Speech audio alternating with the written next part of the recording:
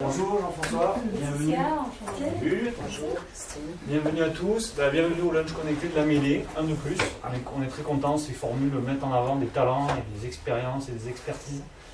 Voilà, on vient d'en créer un LinkedIn bientôt en avril, donc c'est très sympa. Voilà, donc l'idée c'est d'écouter, de prendre note, de participer, d'échanger, et puis n'hésitez pas à nous envoyer vos experts dans votre réseau pour les mettre en valeur, parce qu'on met à disposition le lieu, la com, l'organisation, et derrière on fait parler de vous et ça nous fait plaisir. Voilà, toujours en bienveillance. Je vous rappelle juste, mardi prochain on a le big rendez-vous pour nous depuis ce trimestre-là, c'est le Jobstick, Forum des métiers du numérique et de l'innovation, pour la première fois à Montpellier, depuis 10 ans à Toulouse. L'idée c'est de faire un état des lieux justement dans ces métiers du digital, quelles sont les tendances, où en est la mixité, les postes à pourvoir qui sont en tension, comme on dit. Donc en gros, que les entreprises se piquent les unes des autres parce qu'elles sont rares. Donc il y a beaucoup de campus.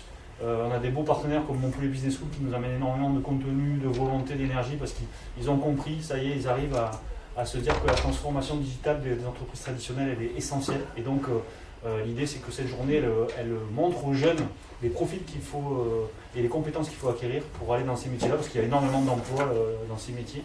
Et donc voilà, on espère que ce sera un rendez-vous qui va se pérenniser. Il y aura beaucoup de recruteurs et du beau monde, des gens qui auraient pu être là pour intervenir, mais qui seront quand même là par la pensée, n'est-ce pas Julie ? Et puis voilà, et puis regroupement de RH, les belles agences de l'emploi, des recruteurs. Voilà, donc on croise les doigts. On a enfin eu l'autorisation de la salle administrative après 3 mois de demande. Oui, ce matin. C'est bien, à 8 jours de l'événement, ça. Donc bon lunch, bonjour, bienvenue. Bon lunch connecté, n'hésitez pas à échanger avec les membres de la mêlée. Donc je remercie Olivier Bernabeu qui nous soutient sur le Jobstick et qui est nouvellement arrivé dans le staff. Gilbert qui filme en live grâce à notre web TV toute nouvelle, toute fraîche, Digital News TV, donc qui est à vos dispositions pour faire des interviews sur vos actions, votre entreprise, votre profil. Donc on est ici, à chaque fois qu'il y a un lunch connecté ou un petit café, on peut vous interviewer et mettre les contenus sur les réseaux sociaux, si ça peut vous aider, ça fait partie de la mission de la mêlée. Jean-Claude qui est là pour 6 semaines avec nous, qui nous soutient. Flora qui est Madame Je fais tout à la mêlée, voilà, à peu près. De mieux en mieux. Merci à toi Flora. Et puis Julien qui fait semblant de ne pas écouter mais qui est là. Qui partage sur les réseaux. Donc il y a des semaines on est plus cool, mais cette semaine on est super speed. Voilà. À très bientôt et bon lunch connecté. Merci. Tu peux faire un jour ? Je te fais un adage. Ok. Bonjour à tous et à toutes.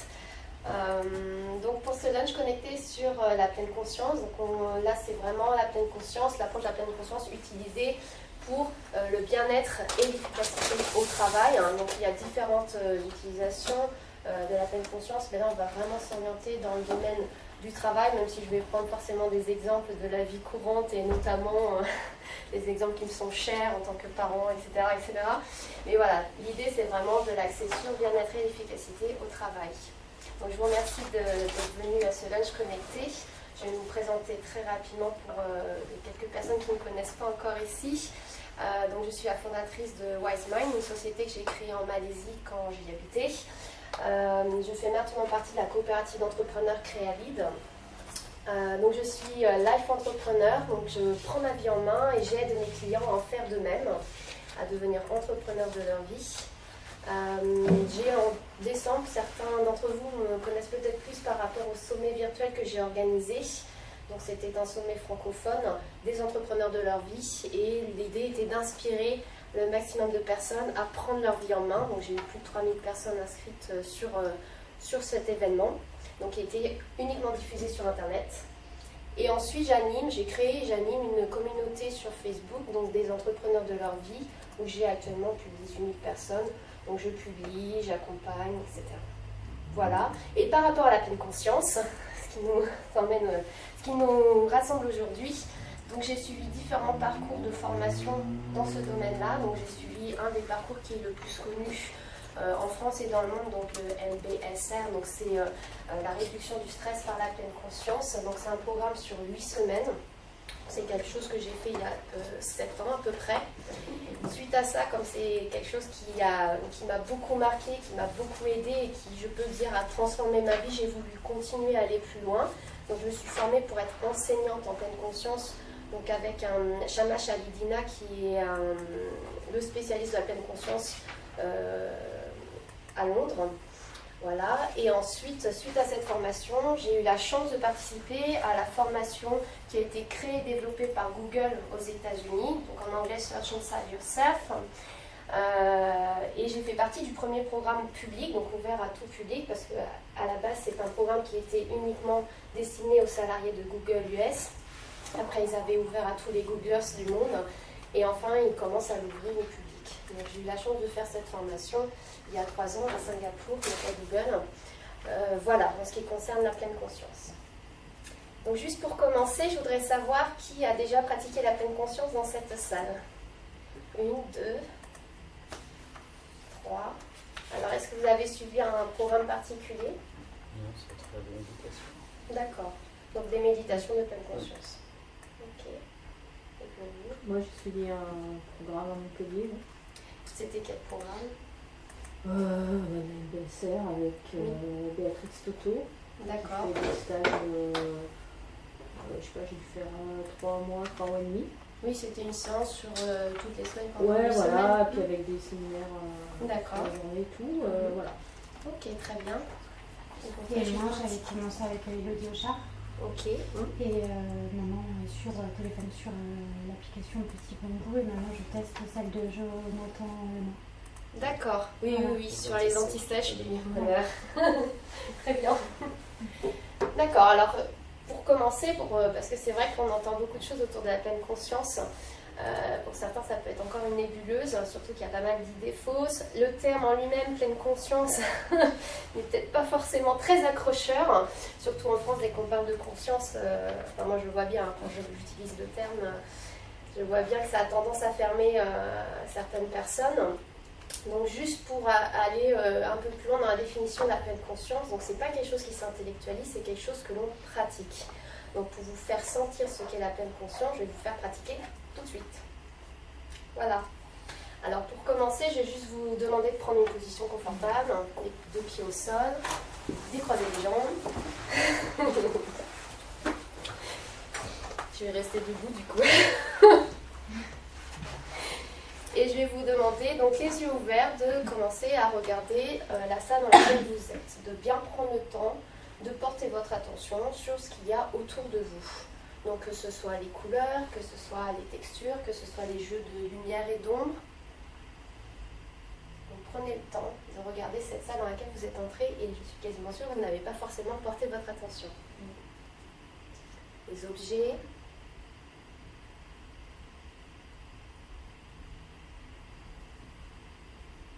le sol.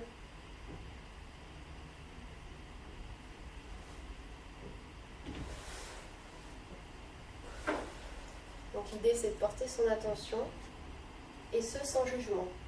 On ne commence pas à se dire le mur, les salles. L'idée c'est d'avoir une attention et d'être observateur, d'être curieux et d'avoir vraiment l'esprit ouvert par rapport à ce que vous voyez autour de vous. Les tables.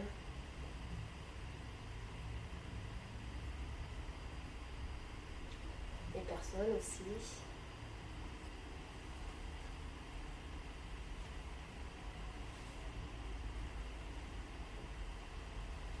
Et maintenant, ce que je vous propose, c'est soit de fermer les yeux, soit de porter votre regard vers le bas et de porter votre attention sur ce que vous entendez autour de vous.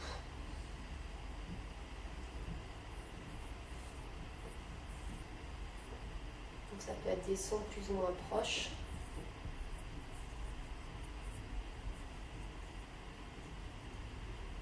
Ça peut être votre propre bruit.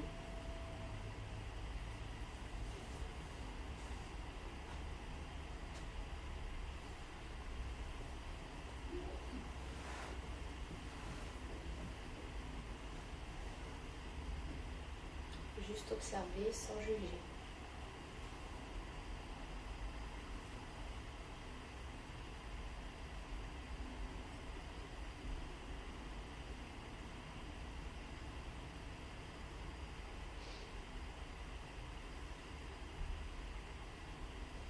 maintenant, nous allons passer au sens du toucher.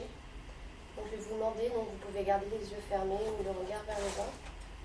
Je vais vous demander de juste prendre conscience de tous les points de contact de votre corps avec la chaise, la table, vos pieds au sol.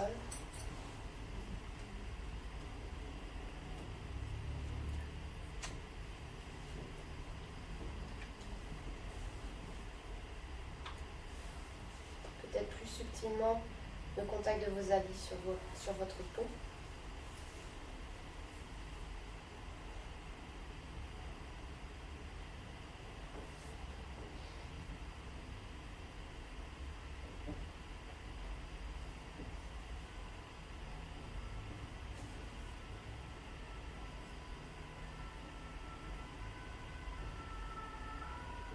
Et maintenant, je vais vous demander de porter votre attention sur ce que vous sentez.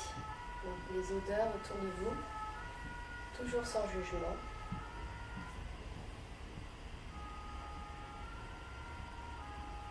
Vos propres odeurs ou les odeurs de la salle, de vos voisins.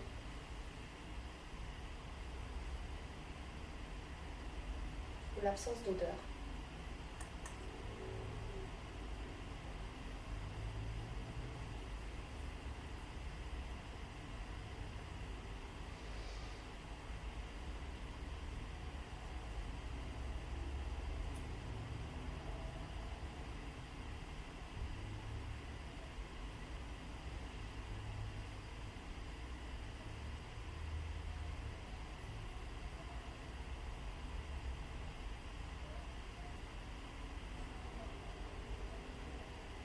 Et enfin, je vous propose de porter votre attention sur le goût. Donc même si vous n'êtes pas en train de manger, juste soyez curieux. Comment ça goûte à l'intérieur de votre bouche. Vous pouvez aussi frotter la langue sur les dents, par exemple, et voir, observer ce qui se passe.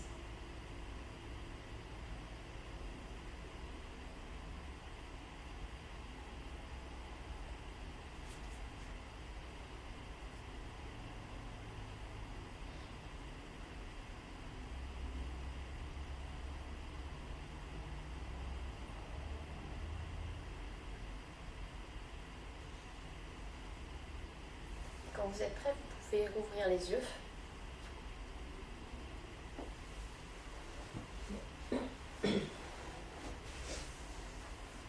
Donc une première expérience de pleine conscience.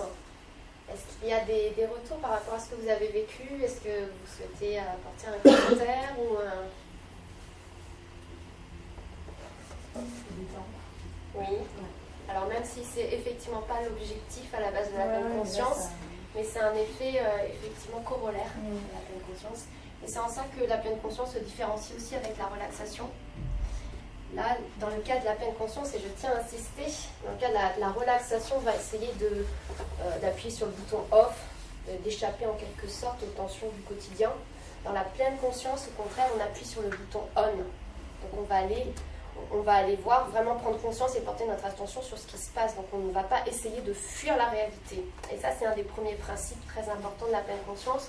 Parce qu'après, quand on va plus loin et qu'on va aller observer ses émotions ou même ses pensées, l'idée c'est d'être toujours dans de ne pas fuir, mais au contraire d'approcher, d'être dans une approche. Est-ce que c'est justement vivre dans l'instant présent du coup, si on prend comme ça? Alors, donc, la pleine conscience, c'est effectivement ça. C'est déjà une manière de porter son attention sur l'instant présent de manière délibérée. Donc, ça demande une volonté de porter son attention sur le moment présent et sans jugement. Donc, la notion de jugement, c'est pas uniquement le fait de porter son attention sur l'instant présent, c'est aussi la manière dont on va porter son attention sur l'instant présent. Donc, notamment le non-jugement. Donc c'est quelque chose qui n'est pas simple parce qu'on est toujours en train de juger ou de se juger. Donc l'idée, c'est pas forcément d'arrêter tout jugement, mais c'est au moins d'en prendre conscience, une première chose, et de voir à quel point nos jugements finalement vont aussi avoir un effet sur la manière dont on va se comporter avec quelqu'un, dans la manière dont on va se comporter avec soi. Parce que si effectivement je rencontre quelqu'un, première impression, jugement négatif, pour X raison que ce soit, bah, il n'empêche que la rencontre avec cette personne va être influencée par ce premier jugement. Donc l'idée c'est d'en avoir conscience et à un moment donné de prendre du recul par rapport à ce jugement. De la même manière quand on s'autocritique, on est très fort, des fois on n'a même pas besoin des autres pour se juger. Je pense qu'on est très très fort pour s'auto-saboter. Donc l'idée c'est de prendre conscience de toutes les fois où je suis bête, je suis ridicule, non je peux pas, ou voilà, ou se dire j'ai peur. Moi grâce à la pleine conscience j'ai pu me rendre compte de certaines habitudes que j'avais à la fois de pensée ou même que je verbalisais aussi. Donc souvent je commençais des phrases ah non mais j'ai peur que si effectivement on fasse appel à cette personne-là, ça va peut-être pas coller. Et je commençais systématiquement j'ai peur. Donc déjà, rien que ça, c'était déjà pas bien parti. Donc c'était prendre conscience de ces réflexes de langage et ces réflexes de pensée où souvent je faisais un truc mais je suis bête. Donc voilà, donc là l'idée c'est d'en prendre conscience et de prendre du recul par rapport à ces jugements. Donc pour en revenir à la définition de la pleine conscience, donc c'est une manière de porter son attention sur l'instant présent, de manière délibérée et sans jugement. Et ce qui va permettre d'être davantage conscient de ce qui se passe en soi et autour de soi. Donc quand je dis en soi, ça va être par exemple nos pensées, nos émotions, notre corps, ça va être la manière dont on va s'auto-saboter, ce qui va déclencher notre stress, la manière dont on va prendre nos décisions au travail, ce qui va influencer positivement notre créativité ou au contraire ce qui va plomber notre créativité, notre niveau d'énergie dans la journée. C'est vraiment être conscient de ce qui se passe à l'intérieur de soi et autour de soi. Donc les relations aux autres, effectivement, qu'est-ce qui est de mon ressort, qu'est-ce qui est du ressort de l'autre personne. C'est aussi être capable à un moment donné de savoir bien écouter ce qui est dit mais aussi ce qui n'est pas dit. Donc voilà, être capable de percevoir ce qui se passe chez l'autre aussi et dans notre environnement. Donc c'est vraiment une manière de vivre notre expérience dans le moment présent. Et ça semble peut-être bizarre de le dire comme ça, mais en fin de compte, la plupart du temps, on n'est pas vraiment présent dans le moment présent. Donc ce qui se passe, c'est notre esprit a tendance à vagabonder à droite à gauche. Et c'est prouvé. Donc pour ceux qui ont peut-être lu l'article dans les Échos que j'ai publié, j'en parle de cette étude et je dis qu'effectivement, donc je fais référence à deux chercheurs d'Harvard qui ont donc Matt Killingsworth et Daniel Gilbert, et il y a un magnifique TED Talk, une conférence TED à ce sujet, qui ont réussi à évaluer grâce à une application sur téléphone et régulièrement dans la journée, ils demandaient aux personnes si elles étaient concentrées sur ce qu'elles faisaient, etc., etc.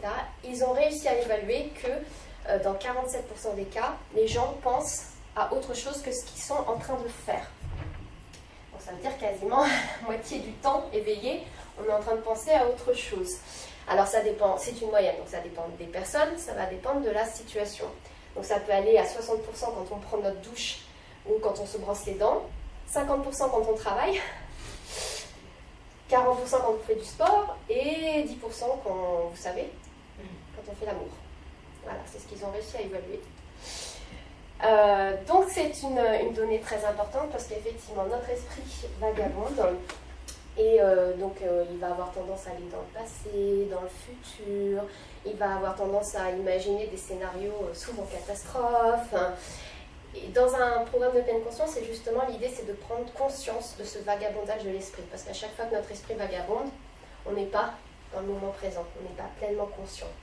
Donc la pleine conscience commence à partir du moment où on prend conscience de ce vagabondage de l'esprit. Et au travail, donc vous avez bien entendu, 50% au travail, ce qui veut dire qu'on a tendance à penser que notre attention est vraiment concentrée sur ce qu'on est en train de faire. Donc, par exemple, comme ici. Et en fait, finalement, on a très souvent enclenché le pilotage automatique. Mais on ne s'en rend pas forcément compte. Donc, c'est ce qui se passe quand, je vais prendre des situations de la vie quotidienne, mais quand on prend sa douche, quand on se brosse les dents, quand on lave la vaisselle, quand on conduit aussi, souvent on arrive à une destination, on se dit « Oh là, j'ai pas fait attention à ce qui se passait sur la route ». Donc on a enclenché le pilote automatique. Et le pilote automatique, ça a un avantage, mais ça a aussi beaucoup d'inconvénients. Le pourquoi du pilotage automatique, c'est qu'à un moment donné, ça va nous permettre d'économiser de l'énergie au niveau de notre cerveau. Parce que tout ce que l'on fait automatiquement ne demande pas de l'attention. Donc quelque part, ça mange beaucoup moins d'énergie au niveau de notre cerveau. Donc ça, c'est l'avantage. L'inconvénient, c'est quand ça devient par défaut, un mode par défaut. Donc quand on est tout le temps en fonctionnement automatique et quand on gère notre vie d'une manière automatique. Donc l'idée avec la pleine conscience, c'est pas être tout le temps pleinement conscient, ce qui n'est pas possible, mais c'est d'avoir une balance, un équilibre entre les moments où on va fonctionner de manière automatique et les moments où on va fonctionner de manière pleinement consciente. Il y a des moments où c'est ok d'être en pilotage automatique, parce que du coup ça va nous permettre d'économiser au niveau de notre cerveau, mais il y a des moments où c'est vraiment dommage d'être en pilotage automatique. Quand on prend une décision, quand on parle avec quelqu'un, quand on est avec notre enfant le soir et qu'on lit l'histoire du soir, et qu'on est en train de penser à tout ce qu'on a à faire après. C'est autant de moments de connexion, de partage, d'apprentissage, de la même manière. Si effectivement votre esprit vagabonde la moitié du temps, il y a des informations que vous allez aussi louper. Voilà, donc l'idée c'est vraiment de faire la part des choses. Il y a des temps pour être en pilotage automatique. Je ne suis pas là pour dire qu'il ne faut pas être en pilotage automatique. Je suis là pour dire, attention, prenez conscience des temps où vous êtes en pilotage automatique. Et l'idée de la pleine conscience, c'est on va entraîner notre attention pour que justement on repère ces temps où on est en pilotage automatique et se dire, est-ce que là je peux être en pilotage automatique? Oui, c'est bon, donc ok. Là, non, effectivement, je suis en train de parler avec un collègue ou avec mon boss. C'est pas le moment de penser à ses chaussures ou la manière dont il est habillé ou la dernière fois j'ai eu une altercation avec lui ou ce genre de choses. Là, voilà, dans ces moments-là, il faut être en mesure de ramener son attention sur ce qui se passe vraiment dans le moment présent et pas tous les filtres que l'on peut avoir, tous les programmes antérieurs que l'on peut avoir par rapport à des expériences passées ou commencer à partir dans le futur. Oh là là, il va me donner plein de boulot ou oh là là, après je dois rentrer, j'ai mon enfant à aller chercher à l'école, il faut que je sois à l'heure ou ce qui s'est passé dans le passé ou un scénario complètement complètement qu'on imagine. Voilà. Donc là, la pleine conscience, j'ai envie de dire par rapport à l'expérience du moment présent, ça va nous aider justement à se rendre compte quand on n'est pas présent dans le moment présent et se rendre compte à quel point on n'y est pas. Enfin, moi, ça a été le premier choc quand j'ai commencé mes programmes, c'est de me rendre compte à quel point mon corps était là, pas de problème, mon corps était là, mon esprit était ailleurs. Que ce soit avec mes enfants, que ce soit au travail, que ce soit avec mes amis, que ce soit quand je lisais aussi. Prenez un livre, cochez à chaque fois où vous vous rendez compte que votre esprit vagabonde et vous allez vous rendre compte à la fin du livre ou à la fin d'un paragraphe que votre esprit vagabonde souvent. Voilà. Ce sont des petites choses et quand on fait, il y a des activités par définition. Quand on fait la vaisselle, ce genre d'activité que l'on pourrait trouver ou qualifier de non plaisante, voilà, je vous invite pour le reste de la semaine déjà d'observer ce qui se passe, à quel moment vous êtes réellement présent et à quel moment votre esprit vagabonde. Quand vous parlez avec votre collègue, est-ce que vous êtes vraiment pleinement dans l'écoute? Donc quand je dis dans l'écoute, c'est pas que avec ses oreilles, c'est aussi engagé physiquement, émotionnellement, etc. De bien pouvoir détecter tout ce qui est dit, tout ce qui n'est pas dit, donc son langage corporel. Et de détecter tous ces moments où mon esprit va vagabonder, en train de penser à autre chose, en train de juger, s'auto-juger, voilà. Donc ça, c'est une première tendance de notre cerveau, c'est ce vagabondage de l'esprit, le pilotage automatique. Ce qu'il faut savoir, c'est aussi que bien souvent, notre esprit est très encombré. Donc suivant les études, on a entre 12 000 et 60 000 pensées par jour, ce qui est quand même énorme. Et ce qu'il faut savoir aussi, c'est que parmi ces pensées, il y en a 95% qui sont répétitives et 80% qui sont négatives. Donc, non seulement on a tendance à être en pilotage automatique, à laisser notre esprit vagabonder, mais le problème, c'est que lorsqu'on laisse notre esprit vagabonder, il va avoir tendance à être négatif et à être répétitif. Donc, en gros, on va avoir un système de pensée qui va faire comme une spirale de pensée que l'on ne va pas contrôler parce qu'on n'en aura pas forcément conscience Mais quand on sait qu'à un moment donné, la manière, ce qu'on va penser va aussi avoir un effet sur comment on va se sentir, parce qu'effectivement, si j'arrête pas de me dire, je suis nulle, ah mais j'aurais pu faire ça, ah mais j'aurais pu dire ça, ah mais j'ai pas dit ça quand elle m'a dit ça, et très rapidement, c'est la spirale vers le bas, et ça me tire vers le bas, je vais commencer à me sentir mal, etc. etc. Donc l'idée, c'est de détecter le plus tôt possible quand la spirale se met en route, de ces pensées négatives, émotions négatives, pensées négatives, émotions négatives, pour pouvoir arrêter cette spirale. J'en prends conscience. On ne peut pas changer quelque chose dont on n'a pas conscience. Donc l'idée c'est ça, c'est j'en prends conscience et à partir du moment où j'en ai conscience, je peux avoir le choix de changer. Encore faut-il le vouloir. Ça c'est autre chose. Mais en tout cas voilà, il y a une belle citation de Viktor Frankl qui dit « Entre un stimulus et une réponse, il y a un temps. Et sur ce temps, c'est vraiment là où on a un pouvoir de choix, un pouvoir de décision, notre pouvoir de liberté. » Sauf que bien souvent, ce qui se passe quand on est en mode automatique, stimulus, réaction. Stimulus, réaction. Mon fils fait une bêtise, jure. C'était ça avant. Donc je reproduisais juste des schémas que j'avais appris et que j'avais pu observer. Et sans me poser de questions, bêtise, je ne me posais même pas de question de me dire peut-être qu'il réclame de l'attention, peut-être qu'il a faim, peut-être que si, peut-être que ça. Non, c'était réaction. Et bien souvent, on se rend compte, quelqu'un nous coupe sur la route. Bien souvent, on va commencer à réagir de manière impulsive. Quelqu'un nous dit quelque chose, tout de suite, même si on ne l'exprime pas, tout de suite, on va partir dans un système de pensée. Oh là là, elle a dit ça, je ne suis pas d'accord, mais elle est comme ça, nanana. Donc on va être dans la réactivité. Et avec la pleine conscience, ça va nous permettre justement d'avoir un temps de pause pour casser ce schéma de réaction automatique. Stimulus, je réagis. Là, c'est stimulus, pause. Dans ce temps de pause, j'ai un choix. Et voilà, comment je veux effectivement répondre. Donc, quand mon fils faisait des bêtises, donc stimulus, réaction, j'ai crié. Maintenant, stimulus, il fait une bêtise, j'ai un temps de pause. Et effectivement, je me dis, bon, qu'est-ce qui se passe ? Qu'est-ce qu'il est en train de me dire? Pourquoi il se comporte comme ça? Qu'est-ce que je veux lui enseigner? Donc j'ai un temps de pause qui me permet de poser les bonnes questions pour pouvoir réagir de manière plus appropriée et surtout ne pas regretter ce que je pourrais dire. Voilà. Donc c'est pareil au travail. De la même manière, si quelqu'un, un collègue nous dit quelque chose, au lieu d'être dans la réactivité, c'est à un moment donné de prendre un temps de pause et voir mais quelle est la situation telle qu'elle est aujourd'hui. Pas forcément par rapport à une expérience antérieure, mais aujourd'hui. Voilà. Donc là, c'était une deuxième tendance, donc la tendance répétitive et négative de notre cerveau. Donc c'est à connaître parce qu'effectivement, à un moment donné, si on laisse trop notre esprit vagabonder à sa guise, il y a de fortes chances qu'on soit sur la rumination finalement, sur quelque chose de répétitif et quelque chose de négatif. Donc on en prend conscience. Une autre tendance aussi naturelle de notre esprit, c'est donc j'ai dit aussi l'encombrement, donc le nombre de pensées, et toutes ces tendances, par exemple quand on veut être créatif. Donc, au travail, on a souvent besoin d'être créatif en termes de solutions, en termes de projets, etc. Mais quand on a un esprit encombré, même si l'idée elle est là, on n'est même pas en mesure de la capter parce que de toute manière on a notre esprit et on est tellement confus qu'on n'est pas en mesure d'être créatif. Donc là, la pleine conscience va vraiment aider à pouvoir apaiser ce mental et prendre du recul par rapport à ses pensées pour justement à un moment donné être en mesure de détecter ces idées. De la même manière, en termes de créativité, ce qui inhibe la créativité, c'est nos habitudes de pensée. Donc on est des êtres d'habitude, 95% de nos comportements sont liés à nos habitudes, donc ce qui fait qu'il y a seulement 5% de nos comportements qui sont liés à des choix conscients. Donc autant vous dire que voilà, on est vraiment, tout ce que l'on fait, on le fait par habitude. Et voilà, on l'a vu aussi par rapport aux habitudes de pensée.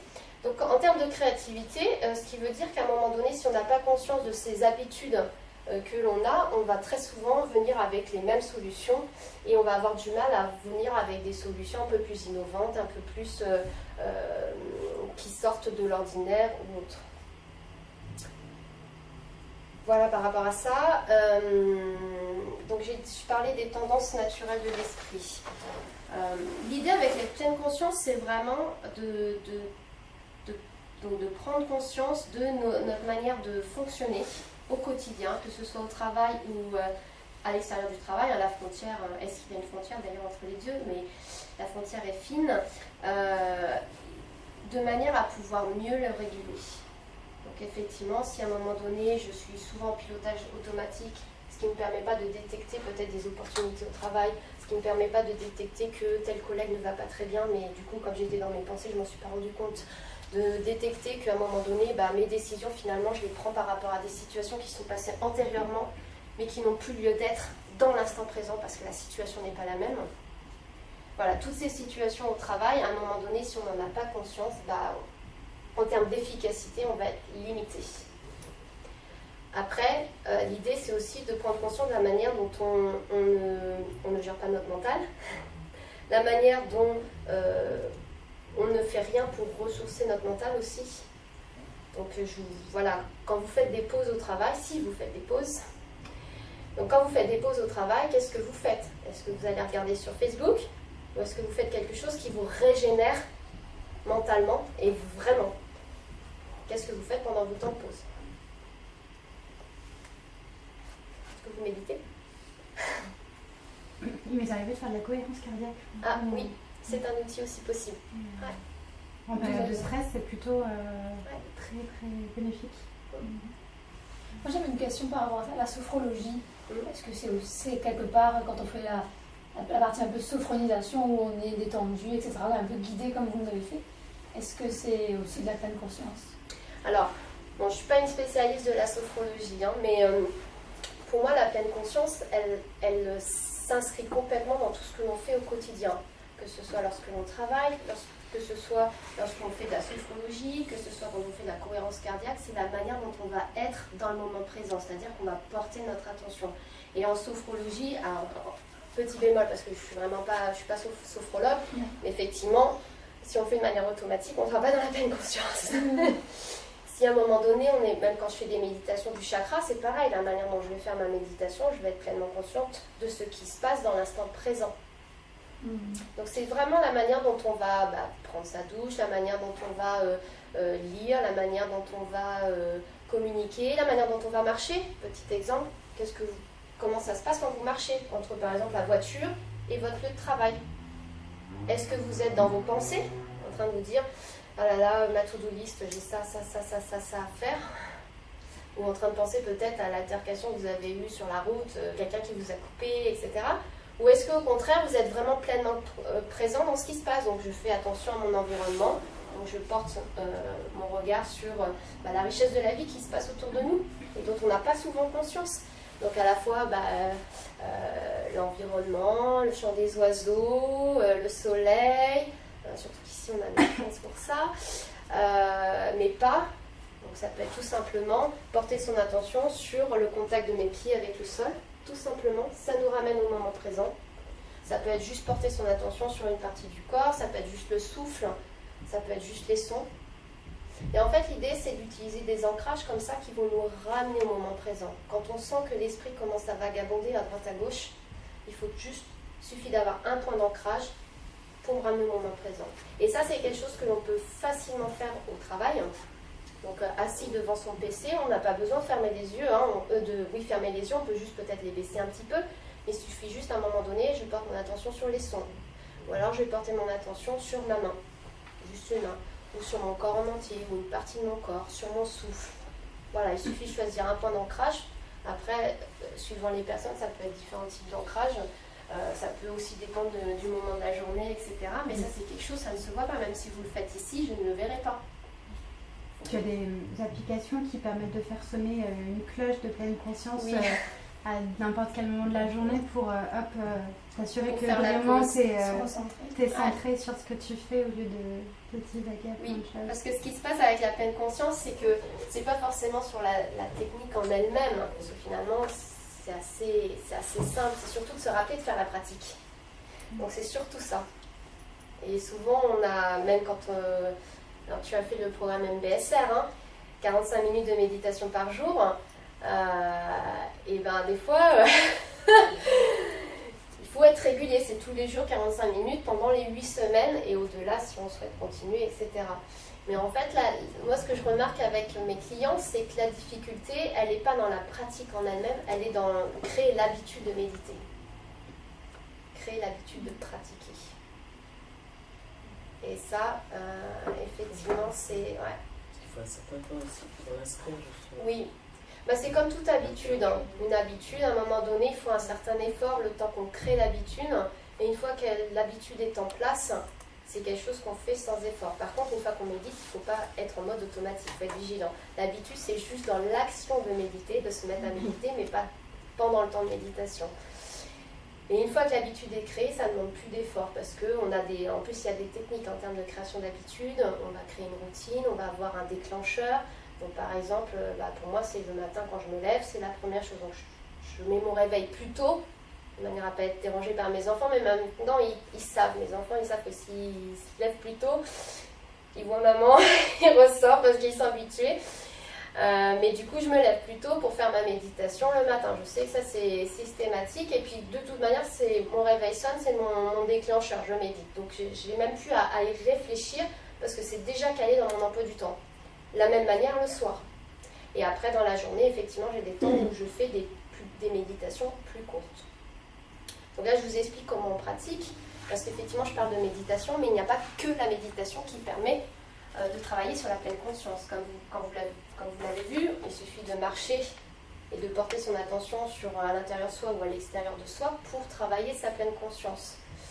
Donc ça, c'est pas forcément une méditation où je vais me poser et m'accorder à des 10, 20, 30, 45 minutes de méditation. C'est quelque chose qu'on peut aussi intégrer dans son quotidien. Quand je fais ma vaisselle, j'ai pas de la vaisselle, donc la chance, je peux en profiter pour pratiquer ma pleine conscience. Et ben voilà, volontairement, je me dis, ok, j'ai 10 à 15 minutes de vaisselle, ou peut-être moins, j'en profite, je pratique ma pleine conscience. Donc je vais entraîner mon attention à revenir sur le moment présent. C'est une forme de pratique. Je ne suis pas en position de méditation assise, debout ou allongée. Je suis en train de faire quelque chose de la vie quotidienne. Quand vous parlez avec quelqu'un, je vous invite pour ce soir l'afterwork RH. L'exercice sera de rester dans le moment présent à chaque fois que vous allez discuter avec quelqu'un. Et systématiquement, votre esprit va vagabonder, et c'est normal, c'est sa tendance naturelle. Donc il ne faudra pas se dire « Ah mince, mon esprit vagabonde ». Non, il faudra juste en prendre conscience et ramener. Voilà, je porte mon attention sur la personne et sur ce qu'elle dit.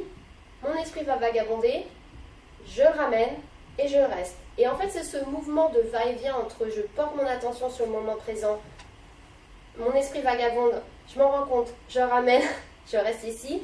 C'est à force de répéter ce mouvement que justement on va renforcer les circuits neuronaux au niveau de notre cerveau qui vont être en lien avec la pleine conscience. Et plus je pratique, donc on appelle ça la neuroplasticité, notre cerveau va être modelé en fonction de l'usage dont on en fait. Plus je rumine et plus je serai bon à ruminer, ou bonne à ruminer, pardon, plus je vais travailler ma pleine conscience et meilleur je serai dans ma pleine conscience. Là c'est la même chose. Je porte mon attention sur un point d'ancrage dans le moment présent. Mon attention va commencer à divaguer, penser sur le passé, sur le futur, l'imagination, etc. Je le détecte, je le ramène, j'y reste. Et c'est ça. Et c'est pour ça que souvent la pleine conscience, c'est vu comme un entraînement de l'attention, parce que c'est une des premières étapes pour pouvoir justement travailler notre pleine conscience, c'est de travailler cette attention qui a tendance à vagabonder. Une fois qu'on stabilise l'attention, on va pouvoir aller plus loin dans un programme, on va aller pouvoir observer les pensées, on va aller pouvoir observer les émotions, notamment les émotions douloureuses. Donc là, il faut avoir quand même un minimum d'entraînement de l'attention, parce qu'effectivement, si on commence à aller observer ses pensées, si on n'a pas une attention qui est un petit peu entraînée, un petit peu stabilisée, on va partir à droite à gauche. On va partir dans la spirale des pensées, on va sauter dans le train des pensées et on va partir avec le train. Donc là, l'idée, c'est avec l'entraînement, c'est de voir les pensées, de rester sur le quai et de voir le train partir avec les pensées. C'est ça l'idée, la pleine conscience. C'est de prendre du recul par rapport à toutes ces pensées qu'on a. Ce n'est pas de ne pas avoir pensé, ce n'est pas possible, mais c'est de prendre du recul. Ok, j'ai telle pensée, je la laisse partir. Voilà, c'est ça. Donc, si vous avez des questions, n'hésitez pas. En fait, juste, je pense à quelque chose. Oui. C'est dur de se concentrer tout le temps sur quelque chose. Donc, en fait, se dire que la pleine conscience, c'est toujours se concentrer sur ce qu'on ressent, sur ce qui est autour de nous. C'est quand même compliqué. Ça demande un effort. Ouais. Effectivement, c'est une attention, une manière de porter son attention de manière délibérée. Et tout le temps. Et alors, tout le temps non, parce qu'à un moment donné, si on était attentif, d'ailleurs ce serait pas possible. Oui, ce serait pas possible, d'une part, et de deux, ce serait trop énergétiquement, ce serait trop pour le cerveau. En plus, après, tu disais effectivement, j'ai dit tu, mais voilà, tu parlais de ça fait mal ici. Il faut penser son attention, imaginez une mine de crayon papier. La manière dont on va porter notre attention, c'est on ne va pas trop forcer, sinon on casse la mine. Donc là, l'idée, c'est que quand on fait la méditation, c'est pas de trop forcer. D'ailleurs, on le voit, hein. Quand je vois mes clients qui commencent à faire comme ça, je sais qu'ils forcent trop sur leur attention et après, mal de tête. Donc l'idée, c'est pas de se faire mal. La pleine conscience, on est vraiment dans la bienveillance par rapport à soi. Donc l'idée, c'est de garder cette analogie du crayon papier, de la mine de crayon papier. Si j'appuie trop, elle se casse. Si j'appuie pas assez, ça n'écrit pas. Donc il faut trouver un équilibre entre les deux sur la manière dont on va porter notre attention. Ni trop forcer son attention, mais en même temps, si on ne force pas, notre esprit vagabond. Il faut avoir un petit dosage, donc ça demande de la pratique. C'est pour ça que généralement dans un programme de pleine conscience, donc on commence d'abord, les premières étapes, c'est à entraîner son attention avec des pratiques où on va plutôt concentrer notre attention sur un point d'ancrage.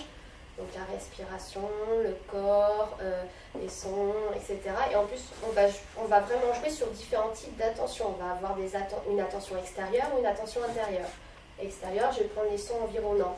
Intérieur, je vais prendre mes propres sons, par exemple. Après, on va jouer aussi, j'aime bien utiliser le mot jouer, hein, mais en gros, on va jouer sur l'attention qui va être plus ou moins large. Donc soit effectivement, je vais porter mon attention sur mon orteil gauche, sur mon gros pouce gauche, ou soit je vais porter mon attention sur tout le corps, ou juste le bas du corps. Donc je vais vraiment jouer sur cette attention et avoir différents types de pratiques qui vont à un moment donné me permettre de travailler une attention vraiment étroite, une attention large, une attention extérieure, une attention intérieure, une attention qui va être fixe sur un point, par exemple ma respiration au niveau du ventre, ou une attention qui va être mouvante. Donc le trajet de ma respiration, à partir du moment où ça rentre dans le nez et que ça va dans le ventre et ça ressort. Donc on va vraiment, dans un programme de méditation, de pleine conscience, on va vraiment travailler ces différents types d'attention. Et c'est à force d'entraînement, alors au début c'est effectivement pas facile parce que ça demande un effort et comme ce n'est pas notre tendance naturelle, hein, ça reste quand même le vagabondage de l'esprit, donc comme on lutte contre une tendance naturelle, ça demande un effort. Mais au fur et à mesure, on construit l'habitude, donc ça demande une pratique répétée, donc, pour ne pas dire journalière, pour pouvoir construire cette habitude-là. Et après, une fois que ça devient une habitude, c'est déjà plus simple. Je ne vais pas dire que c'est des doigts dans le nez, mais c'est plus simple au fur et à mesure que l'habitude se met en place. Après, comme toute habitude, ça se perd aussi facilement. Donc on peut aussi revenir à notre tendance naturelle initiale si à un moment donné on n'y prend pas conscience, si on arrête la pratique, voilà. Pour répondre à ta question.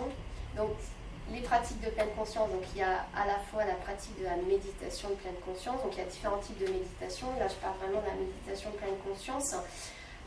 Donc c'est vraiment une pratique formalisée où on va à un moment donné soit s'asseoir, soit s'allonger, soit marcher et faire une pratique purement méditative.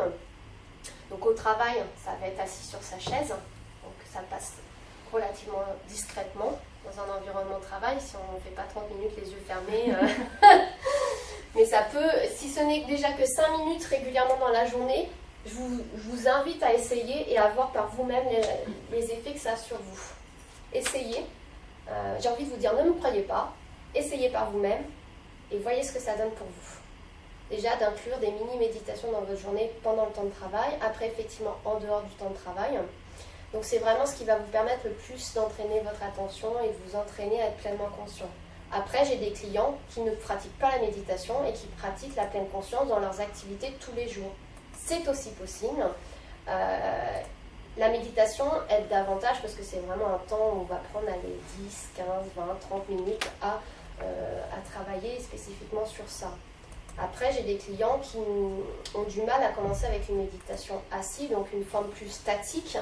Donc avec eux, je travaille plus sur une forme dynamique, donc une marche méditative en pleine conscience.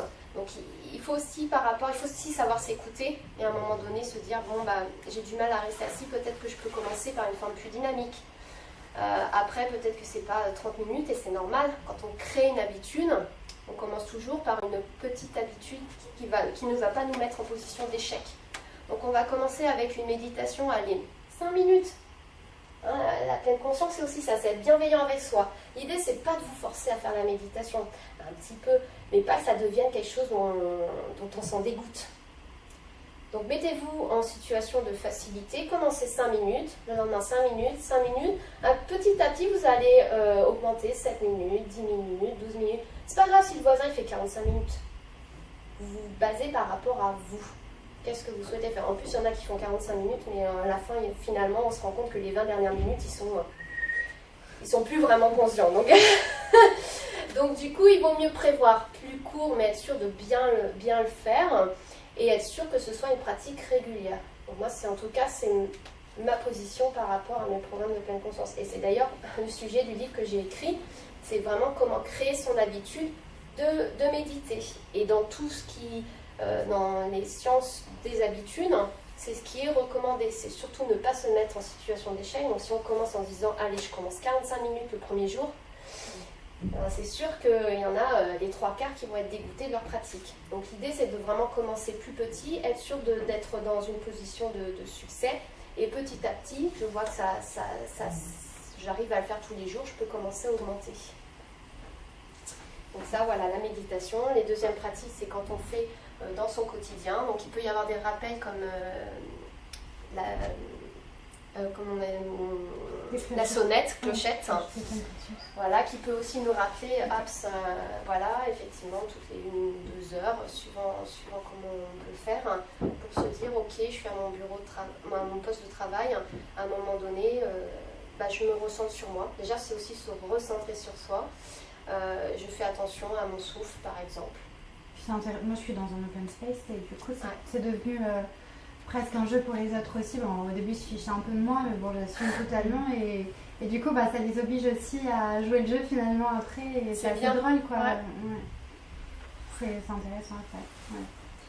Alors, il y a ça. Après, il y a aussi, quand vous allez à une réunion et que vous partez de votre poste de travail, vous allez aux toilettes, vous allez à une réunion, vous allez à votre voiture, c'est profiter de tous ces temps-là pour faire de la pleine conscience. Donc effectivement, au lieu de checker votre téléphone ou au lieu de passer un coup de téléphone, ça peut être juste se concentrer sur vos pas. Donc je vais à une réunion, j'ai un escalier à prendre, et bien même si c'est 10 secondes, même si c'est 1 minute, profitez de tous ces petits temps pour pratiquer votre pleine conscience, pour vous ramener à vous, parce que bien souvent on est à l'extérieur de nous, bien souvent on connaît toutes les choses autour de nous, et la seule chose qu'on ne connaît vraiment pas, c'est nous et ce qui se passe à l'intérieur. On ne sait rien de notre physiologie. Si je vous parle d'émotions, si je vous parle de stress, si je vous parle de pensée, etc., de fonctionnement de notre cerveau, je suis quasiment sûre, qu'on n'en sait pas la moitié, alors qu'on sait beaucoup de choses sur l'espace ou sur les plantes. Voilà. Donc, profitez de tous ces temps de transition. Pareil, quand vous sortez du travail et que vous arrivez chez vous, avant de rejoindre peut-être votre conjoint, votre compagne ou les enfants, prendre un temps pour se recentrer et laisser au travail ce qui est au travail pour être pleinement présent avec vos enfants ou avec votre moitié, par exemple. Parce que souvent, ce qui se passe, c'est qu'on est en train de prendre notre douche et c'est comme si notre boss était encore avec nous dans la douche. Non, mais c'est ça. C'est à un moment donné, c'est se rendre compte de ces temps-là. Et voilà. Ou quand il y a quelqu'un qui nous coupe sur... je prends cet exemple-là, j'ai vécu en Malaisie et ça arrive assez souvent. Donc quelqu'un qui vous coupe sur le trajet de votre maison au travail, et ben des fois, même 2 heures ou 3 heures après, on est encore en train de penser, ruminer par rapport à ce qui s'est passé. Et tout ça, ça a une influence, parce qu'on n'est pas présent à notre réunion, on n'est pas présent à ce que nous disent des personnes, on n'est pas présent à le travail qu'on est en train d'effectuer. On est en train de penser et ruminer, donc négativement, donc ça influe aussi notre physiologie. On est en train de penser à celui qui nous a coupés sur la route. Donc c'est être conscient de ça, tous ces moments où on n'est pas présent. Et pour revenir à l'étude de Matt Killingsworth et Daniel Gilbert sur le vagabondage de l'esprit, ils ont aussi prouvé que les gens étaient moins heureux quand ils n'étaient pas présents, ou inversement, qu'ils étaient plus heureux quand ils étaient présents dans le moment présent. Donc c'est à savoir. Et pourquoi ? Pourquoi? Parce que effectivement, quand notre esprit vagabonde, tendance négative, tendance répétitive, donc ça a une influence sur notre physiologie, sur nos émotions. Ça peut nous tomber. Et c'est ce qui se passe dans la dépression, par exemple.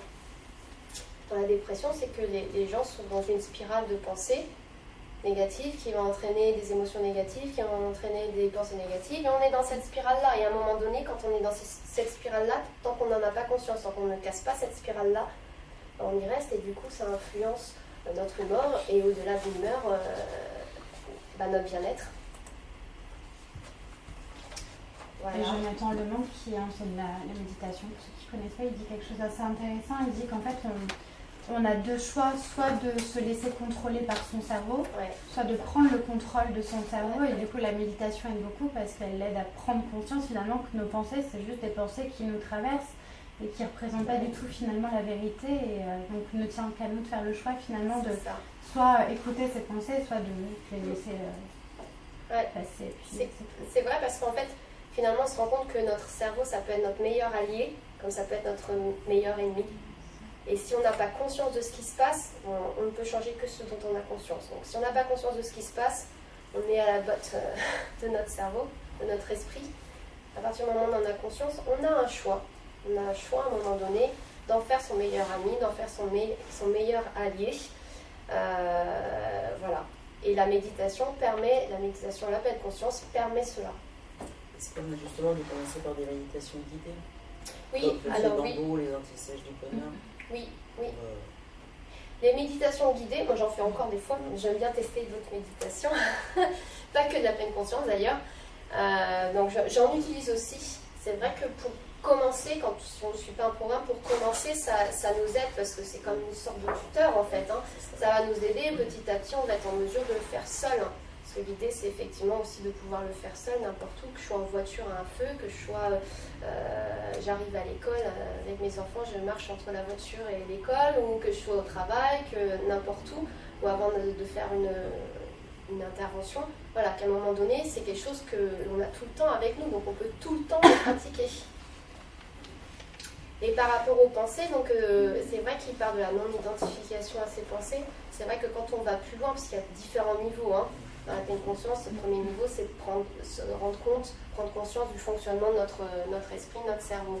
Donc le vagabondage, le pilotage automatique, la négativité, la répétition, etc.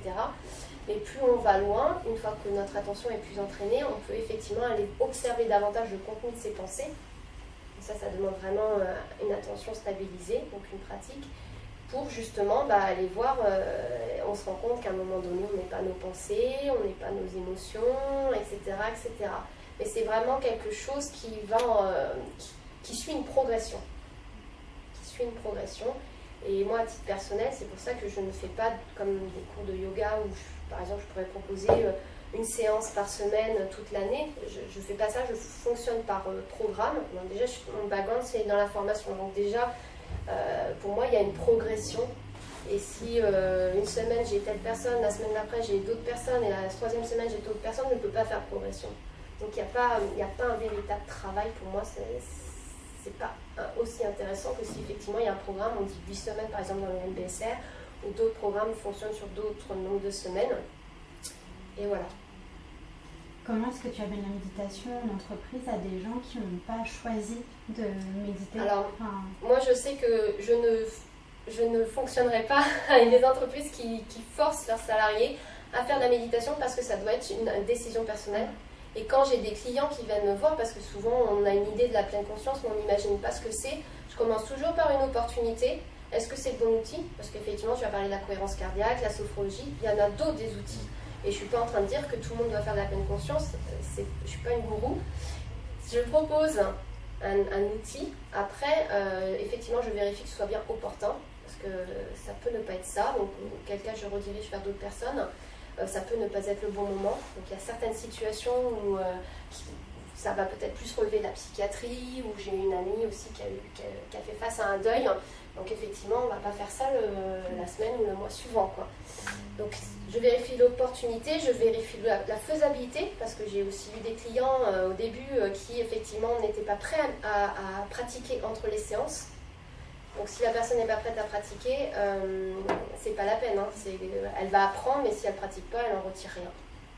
Parce que pour qu'il y ait à un moment donné reprogrammation au niveau du cerveau, il faut qu'il y ait de la répétition et de la pratique. Donc ça, je vérifie ça et je vérifie la compatibilité.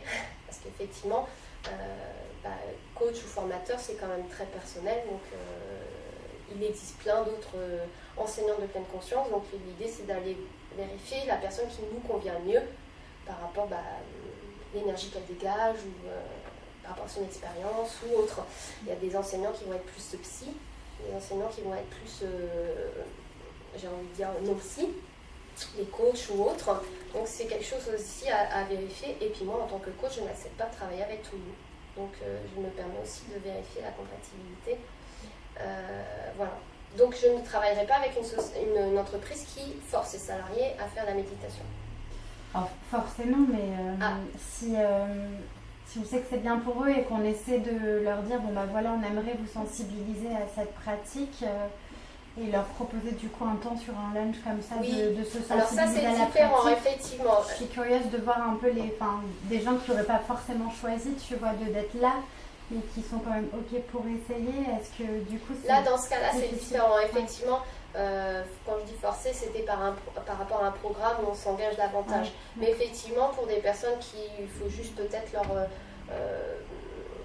discuter avec eux de ce que c'est la pleine conscience. Parce qu'il y a tellement d'idées fausses par rapport à ça. Hein. Il n'y a pas si longtemps que ça, on pensait encore... enfin voilà, je ne vais pas rentrer dans le détail, mais... donc du coup, pour moi, l'idée, c'est d'y aller progressivement. Peut-être effectivement le temps d'un déjeuner, prendre le temps d'expliquer, répondre aux questions, parce qu'il peut y avoir donc des croyances qui vont être limitantes par rapport à la pleine conscience, des idées fausses ou autres. Donc c'est peut-être pouvoir répondre aux questions. Et puis après, par contre, le choix de s'engager sur un programme plus long. Oui, là, il faut que ce soit une démarche personnelle. Il faut que ce soit une démarche personnelle. Et là, on est la méditation, qu'est-ce qu'on peut proposer aux entreprises? Autour de la pleine conscience, quelque chose de beaucoup plus pragmatique, qui répondrait rapidement à un besoin. Eh bien, souvent on utilise, des fois on utilise, souvent on utilise la méditation, même dans le programme de Google par exemple, qui est vraiment un programme d'intelligence émotionnelle en utilisant l'approche de la pleine conscience. Il y a des parties méditation, mais ça ne va pas être des méditations de 45 minutes, on est d'accord, ça va être adapté. On ne va pas être sur un tapis de yoga aussi non plus, comme dans certains programmes hors travail. Quand ça se passe au travail, on est habillé normalement, voilà. Ne savent pas ses jambes, merci. On est assis sur une chaise, on va pas aller s'allonger, on va pas se mettre en tenue de yoga, on s'adapte vraiment au milieu, au contexte du travail. Donc voilà, assis sur une chaise et on va prendre 5 à 10 minutes de méditation. Après, on peut très bien enseigner aussi des pratiques de méditation que les gens peuvent faire chez eux.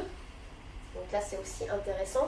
Et après, ça va plus être des pratiques de communication en pleine conscience. Donc par exemple, je peux très bien travailler avec toi et à un moment donné, on va faire vraiment des petits exercices pas longs sur la manière dont tu vas me dire, par exemple, sur un sujet, tu vas me parler, c'est la méditation pendant 10 minutes.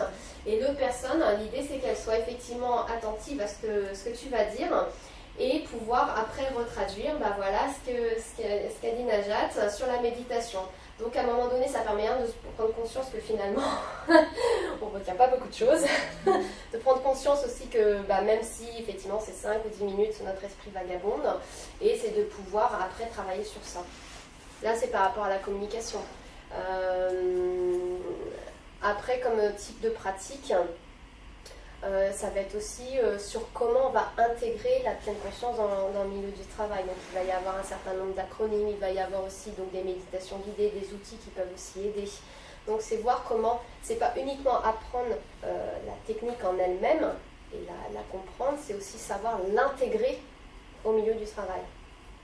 Parce que bien souvent, même dans la vie de tous les jours, ce que je me rends compte, c'est au tout début quand j'ai commencé, les gens savaient faire, quand ils venaient me voir une fois par semaine, super, et puis en fin de compte je me rendais compte que non, mais je sais pas comment l'intégrer même dans ma vie personnelle, comment je fais par rapport aux enfants, ils font tout le temps du bruit, etc. Alors ça, je sais, par rapport à l'environnement bruyant, c'est vrai que c'est toujours mieux de commencer la méditation dans un environnement calme. Et pour être maman de jeunes enfants, je sais très bien que l'environnement calme, c'est pas facile. Donc du coup, ce que j'invite les mamans dans ma situation à faire, c'est de faire une méditation sur les bruits. Je porte mon attention sur le bruit de mes enfants et sans jugement. Voilà, on s'adapte. Moi, dans mes programmes, je m'adapte par rapport à la situation de mes clients, par rapport à l'entreprise, par rapport à ce dont elle dispose en termes de matériel, de salle, etc. L'idée, c'est vraiment de s'adapter.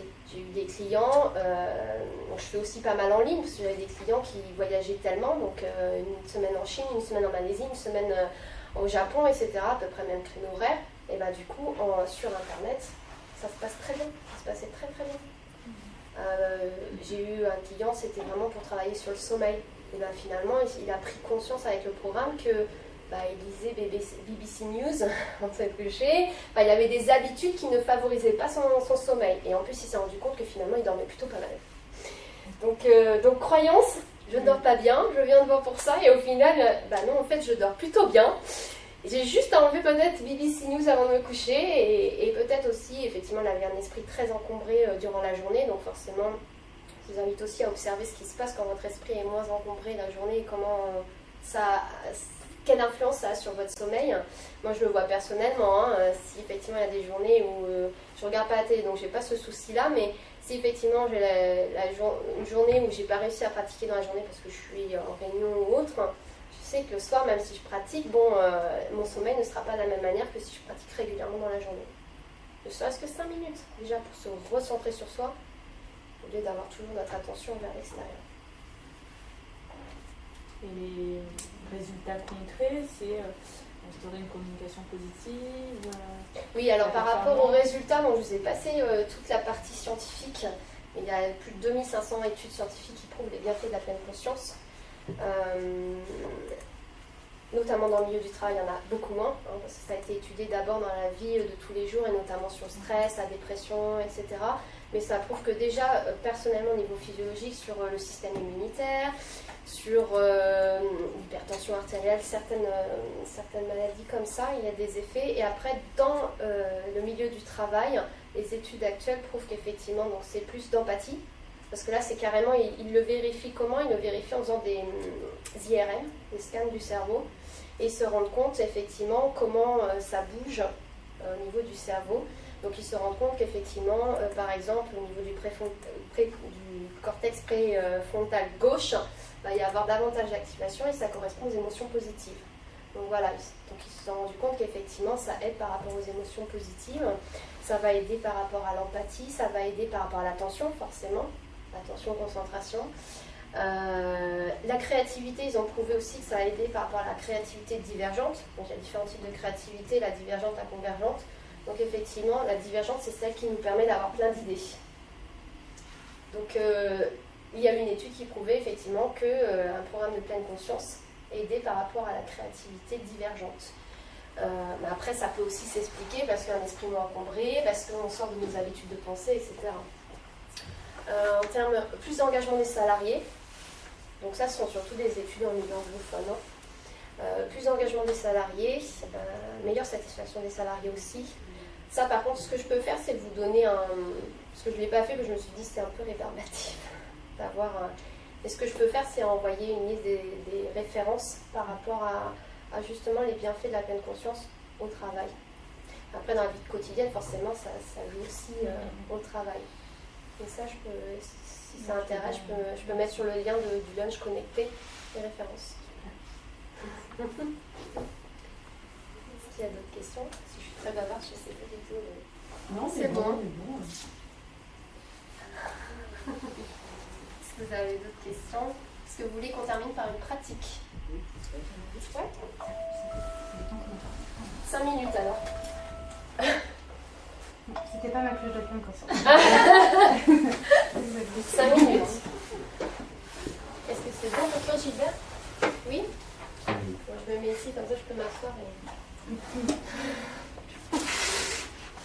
Alors, je vais vous demander de prendre une position confortable. Vous pouvez fermer les yeux ou baisser votre regard, ce que vous préférez. Posez les pieds au sol, décroisez les jambes. Je vais vous demander de prendre 3 longues respirations en pleine conscience.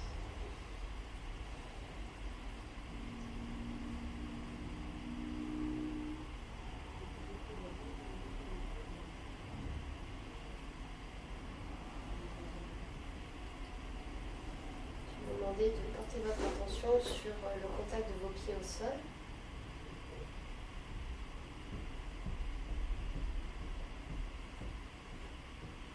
Contact de votre corps avec votre chaise.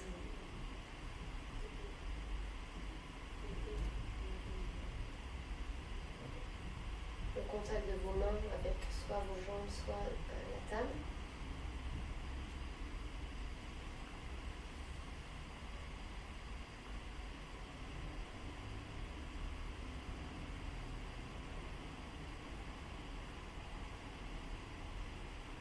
Maintenant, portez votre attention sur votre respiration.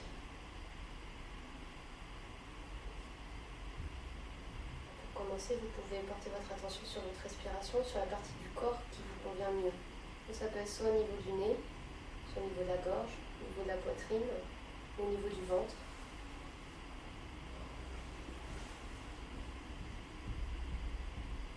Gardez une attention fixe. Et l'idée, c'est de ne pas changer votre respiration, de la garder naturelle.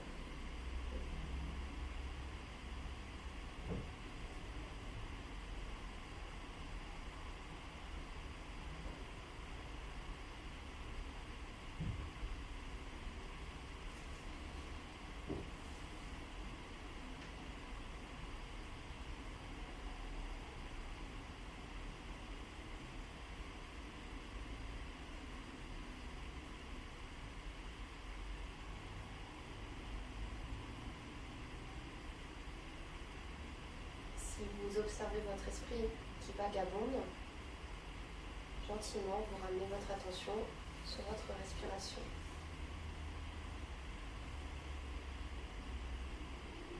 Et vous le faites autant de fois que nécessaire.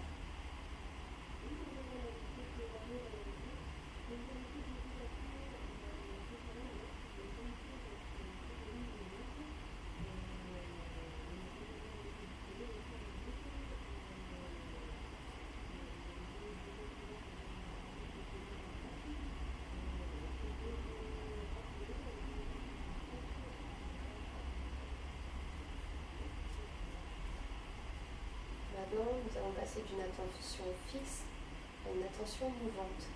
Donc, ce que je vous propose, c'est de suivre le trajet de votre souffle à partir du moment où il entre par les narines de votre nez, passe par la gorge, poumon, le ventre. Observez le mouvement de votre ventre et le trajet retour.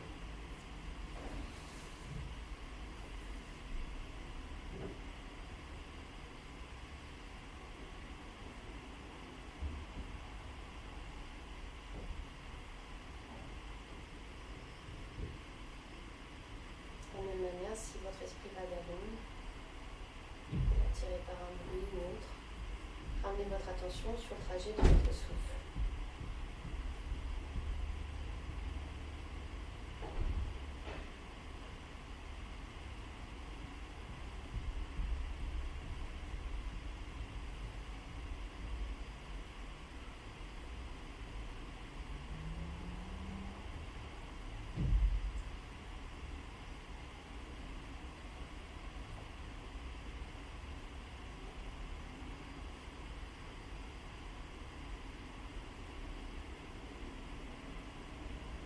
Jouer un petit peu avec notre attention et on va la porter maintenant sur la partie basse de notre corps, allant des pieds jusqu'aux cuisses.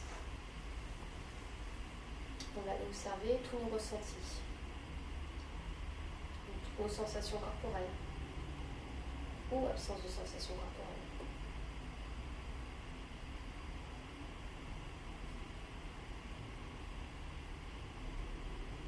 Sans jugement. Comme un scientifique, on observe avec curiosité et ouverture, sans juger.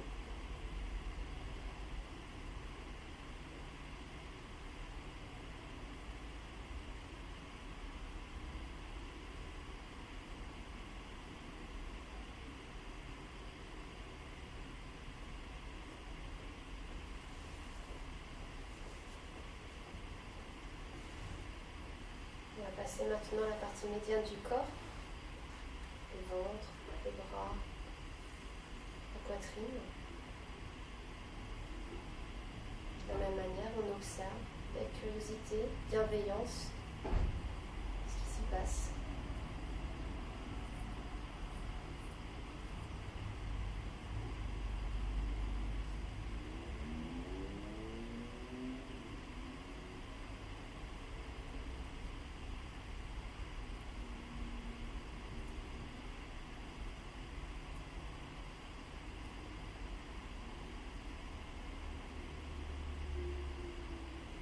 On observe ce qui est dans le moment présent.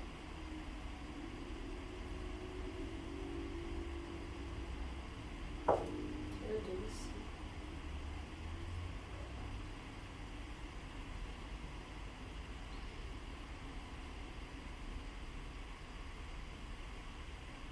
Enfin, on va passer à la tête, la partie supérieure, tête et cou.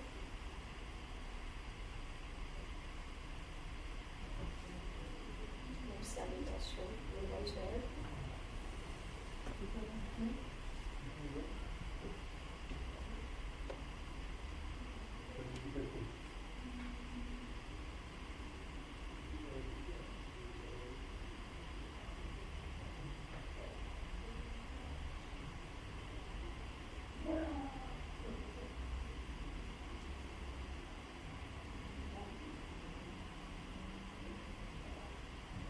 Et enfin, pour terminer, on va revenir juste à la pleine conscience de son souffle.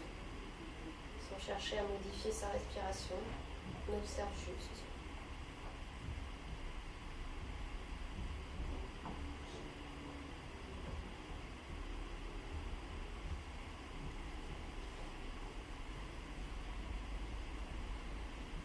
Quand vous êtes prêt, vous pouvez ouvrir les yeux.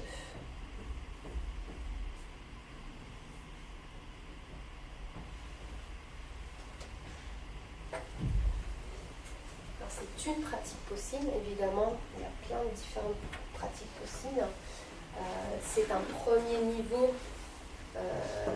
de pratique dans la pleine conscience. Après, on va aller sur d'autres types de pratiques au fur et à mesure qu'on avance dans le programme. Là, c'était vraiment, on joue avec l'attention, différents niveaux d'attention. Juste pour finir, c'est vrai qu'on entend souvent parler du flow, donc selon Mihaly Csikszentmihalyi. Donc cette notion d'être complètement absorbé dans son travail. Donc là, par rapport à la pleine conscience, il y a une petite différence. La petite différence, c'est qu'à un moment donné, dans la pleine conscience, on va être absorbé dans ce qu'on fait, mais on est toujours en mesure de détecter ce qui se passe autour. Alors que dans le flow, on est tellement absorbé par ce que l'on fait, on en oublie même de manger, on en oublie même tout notre environnement extérieur. Là, l'idée de la pleine conscience, c'est qu'à un moment donné, on est attentif à ce que l'on fait, mais on sait détecter, par exemple, si notre corps il nous envoie les signaux de faim, si notre corps il nous envoie des signaux de mal-être au niveau émotion, on est toujours en mesure de détecter, en quelque sorte, on peut les appeler des distractions, mais ça reste des distractions positives. Donc on reste en mesure de détecter cela et du coup de faire le choix qui s'impose, notamment d'aller manger, d'aller bouger si le corps réclame de bouger, etc.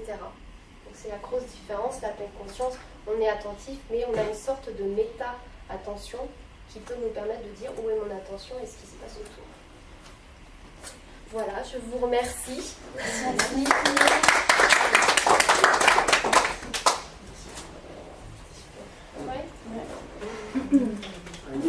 Ça fait